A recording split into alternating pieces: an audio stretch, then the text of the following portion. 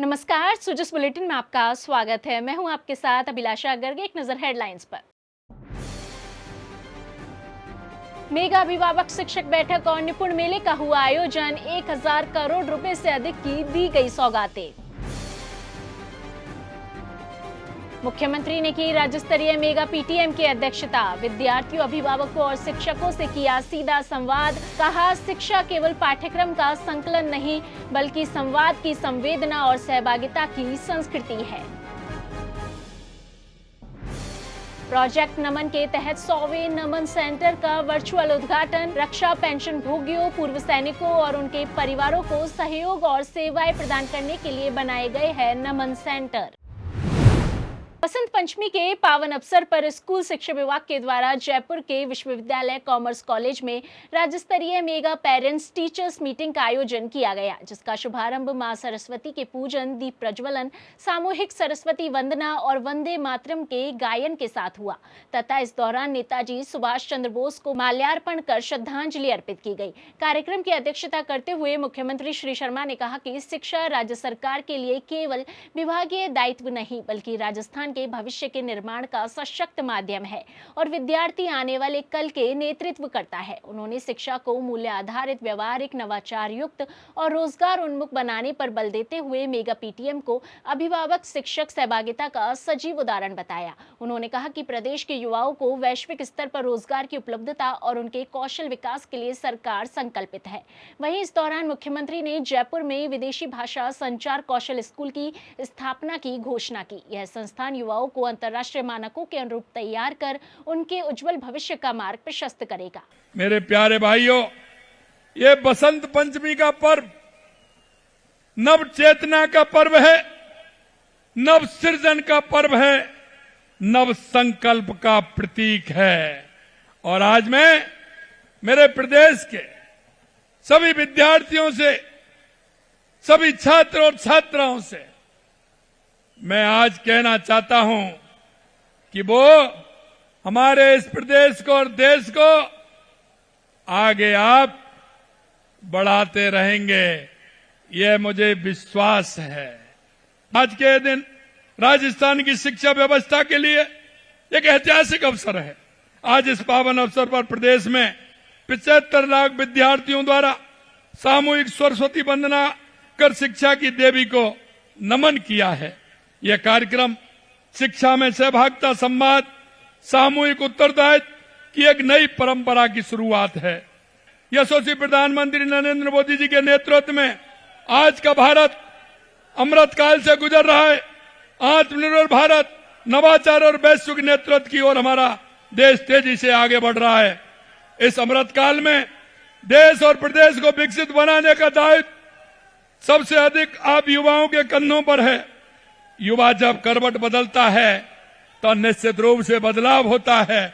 मैं युवाओं से कहना चाहता हूं कि आप आइए, आगे आइए और हमारे प्रदेश को और देश को आगे बढ़ाइए। इसके लिए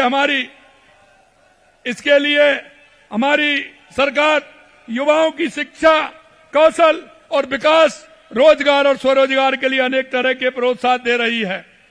1 लाख से अधिक पदों पर नियुक्ति प्रदान की गई है और विभिन्न संवर्गों में 1,43,000 पदों पर भर्ती प्रक्रियाधीन है। और निजी क्षेत्र में भी हमने 2.5 लाख युवाओं को रोजगार दिया है।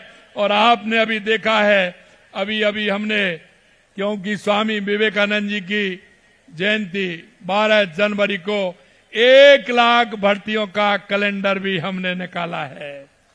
मैं युवाओं को विश्वास दिलाना चाहता हूं कि आपको चिंता करने की जरूरत नहीं है। राजस्थान के अंदर युवा को अगर नौकरी करेगा तो सरकारी नौकरी भी देंगे, प्राइवेट तौर पर भी देंगे। और हम चाहते हैं कि हमारा युवा नौकरी लेने वाला नहीं, नौकरी देने वाला भी राजस्थान का युवा बने। राज्य सरकार का मानना है कि शिक्षा केवल पाठ्यक्रम का संकलन नहीं बल्कि संवाद की संवेदना और सहभागिता की संस्कृति है।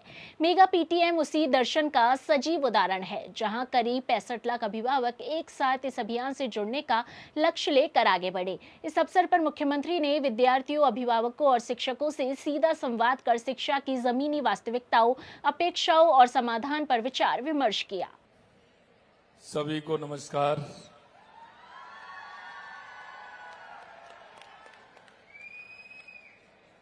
सबसे पहले हम चलते हैं बीकानेर के लिए। बीकानेर से अंशिता तंवर जी। जी सर। बैठिए, मैं उनसे कहना चाहूंगा, अंशिता तंवर जी। आदरणीय मुख्यमंत्री जी को मेरा नमस्कार। नमस्कार। अंशिता जी कैसी हो? बहुत बढ़िया सर।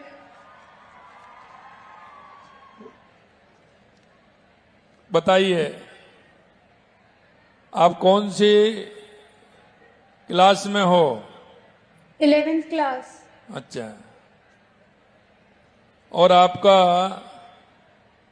कौन सा सब्जेक्ट है आप पर? Science bio. साइंस। क्या तुम विज्ञान के प्रयोग खुद करके देखते हो? जी सर, प्रयोग करने से विज्ञान बहुत मजेदार लगता है। अच्छा, तो ये प्रक्रिया आपकी चलती है। क्या आपको कुछ प्रयोग करते समय कुछ प्रश्न भी आपके मन में होते होंगे? जी सर। तो क्या प्रश्न पूछते हो आप? हाँ सर, हम अपने अध्यापकों से प्रश्न का हल ले लेते हैं। देखिए, पढ़ने पर और प्रयोग करने पर मन में कुछ जिज्ञासाएं होती हैं, और ये जो जिज्ञासा होती है ये हमारी जनरल नॉलेज भी बढ़ाती है और हमारे मन का विश्वास भी पैदा करती है। मन के अंदर जो भी जिज्ञासा हो, हमें हमारे शिक्षकों से उसे पूछना चाहिए। बहुत बहुत धन्यवाद। अभी मैं एक अभिभावकों से भी मैं कुछ संवाद करना चाहता हूं।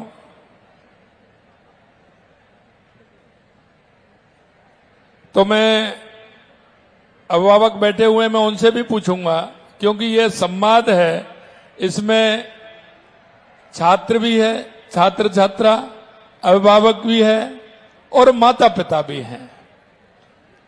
ये हम सभी का, हमारे शिक्षा के प्रति, हमारे बच्चे के प्रति, हमारे स्टूडेंट के प्रति भाव कैसा होना चाहिए, अभिभावक से पूछ रहा हूं मैं। मुख्यमंत्री महोदय को मेरा सादर नमस्कार। नमस्कार। और प्रखर राजस्थान, जो अपने राजस्थान सरकार शिक्षा विभाग ने जो चला रखा है, उसके माध्यम से बच्चों को बोलने में बहुत सरलता महसूस होती है और बोलने में वो अपनी और अधिक सुधार लेकर आए हैं। प्रखर राजस्थान जो आपका अभियान चला हुआ है, और हम आपके लिए आभार व्यक्त करते हैं कि आपने इतना अभियान बढ़िया चलाया है। बता दें कि यह आयोजन विद्यार्थियों के लिए एक दिन में कई ऐतिहासिक सौगातें लेकर आया। इस दौरान बेटियों और जरूरतमंदों को संबल प्रदान करते हुए गार्गी पुरस्कार के तहत 127 करोड़ रुपए, विद्यार्थियों के ट्रांसपोर्ट वाउचर के लिए 53 करोड़ रुपए और सामाजिक सुरक्षा पेंशन के 700 करोड़ रुपए डीबीटी के माध्यम से सीधे ही बैंक खातों में हस्तांतरित किए गए। साथ ही 3.34 लाख छात्राओं को निःशुल्क साइकिलें वितरित की गई।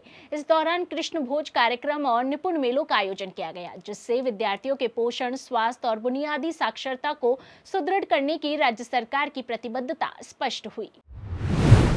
भारतीय सेना शौर्य और बलिदान की परंपरा की थीम पर जयपुर में आयोजित कार्यक्रम में केंद्रीय रक्षा मंत्री श्री राजनाथ सिंह ने प्रोजेक्ट नमन के तहत सूरतगढ़ में 100वें नमन सेंटर का वर्चुअल उद्घाटन किया। बता दें कि नमन सेंटर रक्षा पेंशन भोगियों, पूर्व सैनिकों और उनके परिवारों को सहयोग और सेवाएं प्रदान करने के लिए बनाए गए हैं। इनकी शुरुआत से पूर्व सैनिकों और उनके परिवारों को देखभाल और सहायता मिलेगी। भारतीय सेना के नमन केंद्र पूर्व सैनिकों, पेंशन भोगियों और शहीद सैनिकों के परिवारों को स्पर्श सक्षम बैंकिंग और प्रशासनिक सेवाएं एक ही स्थान पर उपलब्ध कराने वाले कॉमन सर्विस सेंटर है। इन केंद्रों का उद्देश्य रक्षा समुदाय को डिजिटल सेवाएं प्रदान कर उनकी सहायता और कल्याण सुनिश्चित करना है। स्पर्श पोर्टल के माध्यम से पेंशन संबंधी जानकारी, सरकारी कागजी कार्यवाही और शिकायत निवारण में मदद करना है। सुजस बुलेटिन में आज के लिए इतना ही। फिर होगी आपसे मुलाकात, तब तक के लिए नमस्कार।